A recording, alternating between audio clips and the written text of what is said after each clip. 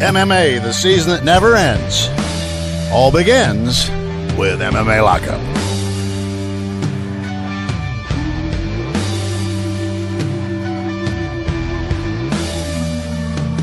Welcome, fight fans. You're tuned in to 5 Minutes Alone with Rodney James, brought to you by MMALockup.com and Fox Sports 1190.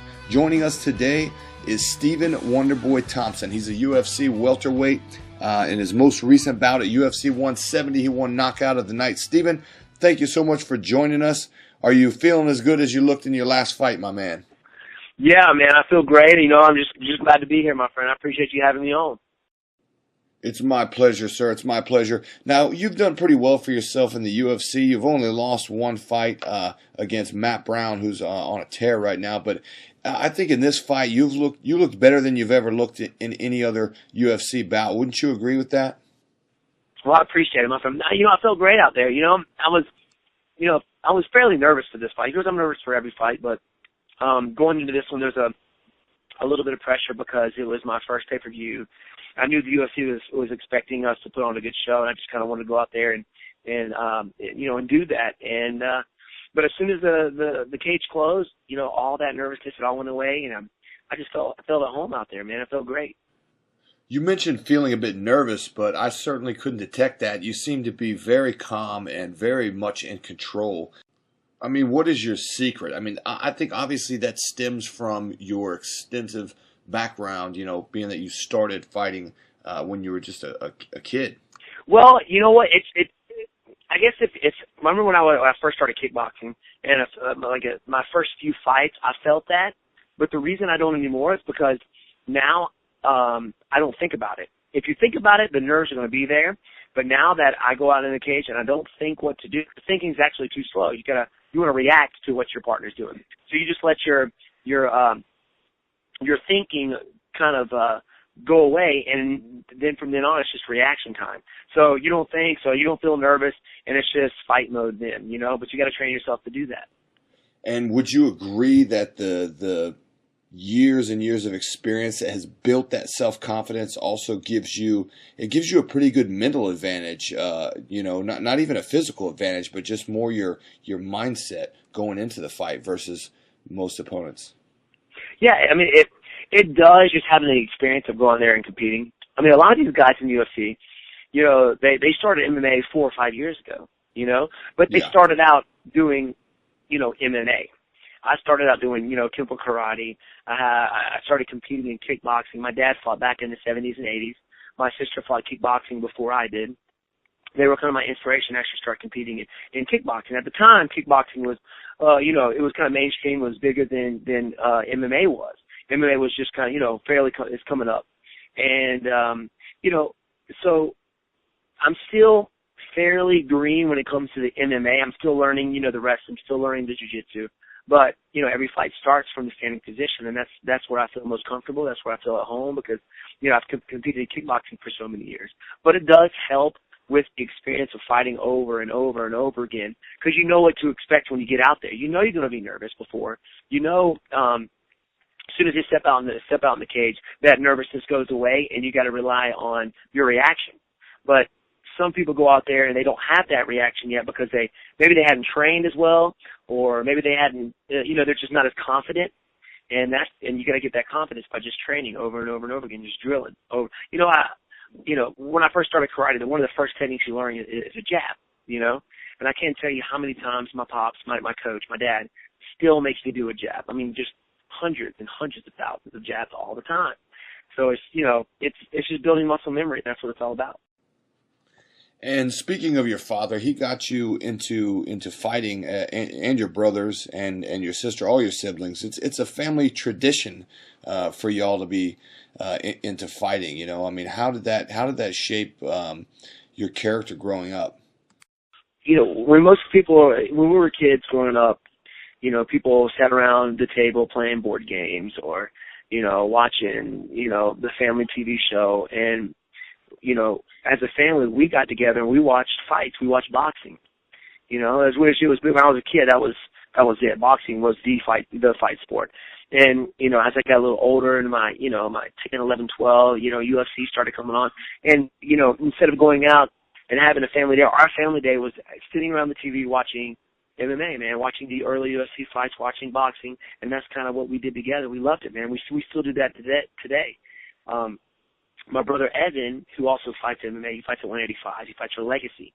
And my sister Lindsay, who's married to Carlos, they live out in Dallas, Texas. But you know, we're a tight group. I mean, I talk to my brothers and my sisters every day, and mostly it's about the martial arts. It's a family thing now. It's kind of what we do and who we are. It's in our blood. And let's talk about your brother, Evan the Titan Thompson. He's a professional fighter at 185. He fights for Legacy. I've seen him fight. I saw him fight in Dallas last year. And he's a pretty experienced grappler, and obviously comes from the same background that you do with the striking and everything like that. But I think I've actually visited his gym there in the Colony right outside of Dallas, and I think he was a purple belt, or maybe he's a brown belt now in jiu-jitsu as far as... Yep, he's a brown belt now, just got promoted up. Carlos just tested him up, so he's living it and loving it, man. I mean, not only does he have the striking that he got from us, but now he's training with one of the world's best jiu-jitsu guys, Carlos Machado. So he's actually better on the ground than I am. I just got my purple belt, but Evan, his ground game is so much better than mine, which I think it's great because he's there training with Carlos. And Carlos, being a part of the family now, he's just taking Evan to another level. Very good, very good.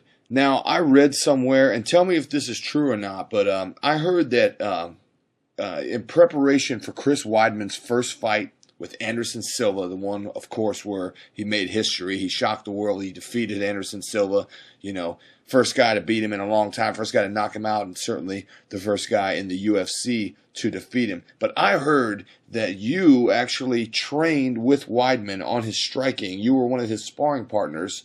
They brought you in specifically just to mimic Anderson Silva. Did you have a hand in helping the champ to win that belt? Yeah, man. You know what? He called me, actually called my dad, his manager called my dad for his first fight with Anderson. And, he knew I've been doing striking my entire life, so I can simulate people very well. Even though I fight at 170, or, he walks around so much, a little bit heavier than I am, I still can simulate and be very useful for his training camp. I was there for his first fight with Anderson, and he liked it, what I was simulating, so he asked me to come out for the second fight as well. So I was there for 2 or 3 weeks for the second one. And I just saw Chris again. He's getting ready to fight Lyoto Machida, who's another karate guy, and another guy I can kind of help stimulate. And he's like, hey, man, I saw him at the Arnold Classic this past weekend. I was there doing some signings for, one of my sponsors, and he was there as well. And he was like, hey, man, I'm going to need you back for this training camp, and I want you to stay a little bit longer this time. So I just think it's great that these, that him being, one of the world's best at 185, asking me to come and help. I think it's definitely an honor, man. He's such a good dude, such a cool guy. That is incredible, man. And you know what? I just can't believe you're so humble about it, man. I mean, you're going in there to prepare the champ for Anderson Silva, for Lyoto Machida. That is a real honor, man. That's incredible. Now, let me ask you this. I compete at 170 in jiu-jitsu, so I always like to pick people's brain, especially somebody at your level, because I know that you know what you're doing when it comes to cutting weight, and I really don't, to be honest with you. It's kind of trial and error, and I'm sure that's kind of how it is for everyone starting out, but you're about my size. Like I said, 170 is the same weight class, so what do you typically weigh like a week or so before the fight? Okay, well, the week out, I start actually whenever I'm in training camp, I walk around about 190. I fluctuate from about 188 up to 190. If I'm not in training camp, like right now, I got a few injuries from my last fight. Even though it only lasted one round, I ended up hurting my right hand and tearing some ligaments and tendons in my right foot. So I'm walking around a little bit heavier. I'm about 195. But whenever I'm training, I'm constantly training. But when I'm in full-fledged training camp, I'll walk about 190, and then about 2.5 weeks out, I'll start dieting. I'll eat 5 meals a day, and it's mostly just protein, very little carbs. I have the carbs just for energy, and my carbs are a complex carb, so it's not a simple carb like French fries or bread. A lot of sugars in that. So I'll have broccoli or I'll have a baked potato or a sweet potato. Sweet potatoes probably being one of the best, and I love sweet potatoes. They taste delicious. But I mean, I eat mostly chicken or fish, very very lean protein. So I'll wake up in the morning, I'll have my eggs, I'll have a little bit of oatmeal for some carbs. I go in for a training. All right. After training, I'll have a protein shake.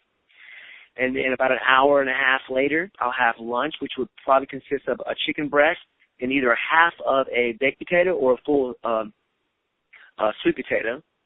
And about 2 hours later, I'll have another one of those, you know, a breast and maybe broccoli, kind of mix it up a little bit. And then I'll have, a protein shake. And then my final meal being, I usually don't eat. What really helps me out, I don't eat about an hour and a half, 2 hours before I go to sleep.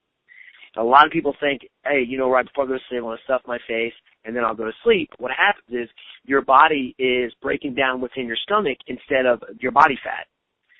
So I'll eat about 2 hours before, so all that food's digested. That way when I'm sleeping, I'm breaking down those fats. So I'm down to 180 just by doing that. So when I show up, really, whenever I fight for UFC, I'll show up that Tuesday before the fight. I will probably be 183, 184. Okay. But I make sure that the day I drink 3 gallons of water. The next day I drink 2 gallons, then a gallon, and then a gallon and a half, and I stop all consumption about Thursday around 4 o'clock, and then I don't eat anything until after weigh-ins. Okay. So the last those last few pounds, I just sweat it out. I used to sit in the sauna, but the sauna just drains more than just sweat out of you. It drains a lot of energy out of you. Oh yeah. So I don't do that anymore. So I bundle up. I put some Abilene on. I get some which helps you sweat, opens up your pores. Then I'll put my like something tight, maybe some Under Armour pants and a rash guard. Then I'll put a sauna suit over that, and then I'll put some sweatpants, some socks, and a sweatshirt, and I'll just sweat it out, just kind of working out, just like a daily workout like I normally do, and I'll sweat it out just doing that, man. And I feel so much better instead of sitting in the sauna. Oh my goodness. Well, thank you very much for the free consultation. I will certainly heed your advice. I thank you for that. Dude, I have a blast, man. I appreciate you calling me, man. Well, Stephen, we certainly have to get you back on the show sometime in the near future. It has been a pleasure, and good luck to you in your next fight. Before we let you go, man, is there anything else that you want to say to the fans? Maybe give a shout-out to your sponsors, teammates, anything like that? Yeah, man. If you want to follow me, you can follow me on Twitter at Wonderboy MMA. I'm also on Facebook at Stephen Wonderboy Thompson. And I'd like to thank my sponsor, Bad Boy, and my management company, Alchemist Management. Thanks again, Stephen. Folks, you tuned in to 5 Minutes Alone with Rodney James, presented by MMALockup.com and Fox Sports 1190. Thanks for checking us out, man, and make sure to stay tuned to the show. Follow me on Twitter at Rodney James 138 at MMA Lockup. Yeah. One